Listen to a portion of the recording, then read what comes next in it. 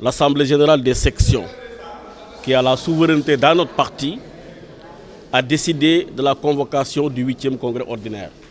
Cette assemblée, confrère national, a mis en place le présidium du comité national préparatoire pour aller au congrès. Ce présidium a fait son travail avec tous les militants à Dakar et à l'intérieur du pays. Aujourd'hui, nous sommes prêts pour tenir le congrès. Le CICES nous a adressé une première lettre pour nous dire que pour des raisons techniques, votre congrès ne pourra pas se tenir au CICES. Nous savons que ce n'est pas pour des problèmes techniques. Ça, c'était le 8 février. Mais nous avons continué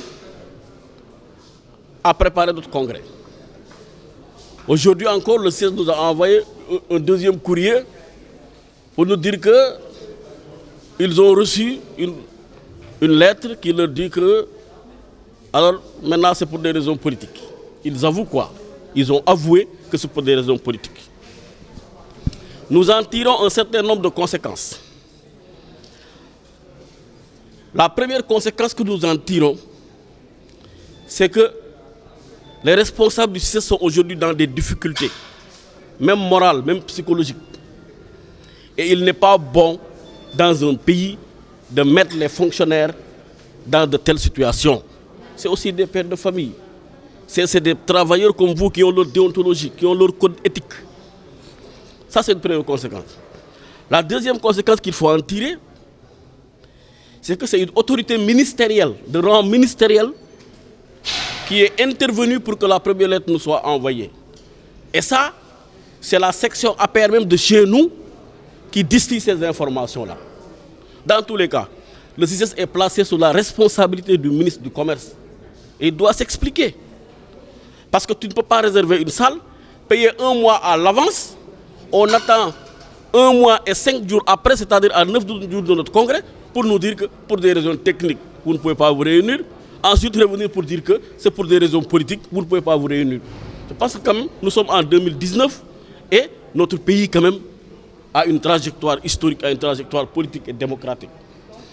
Nous en tirons une autre conséquence, c'est que nous ne savons pas si le président de la République est au courant. Nous ne savons pas aussi s'il y a joué un quelconque rôle. Mais ce que nous observons, c'est que Senghor a accepté le pluralisme démocratique. Abdou Diouf n'a jamais interdit un congrès. Il a laissé Serigne Diop et Abdoulaye Wade chacun se tenir son congrès. Abdoulaye Wade n'a jamais interdit un congrès.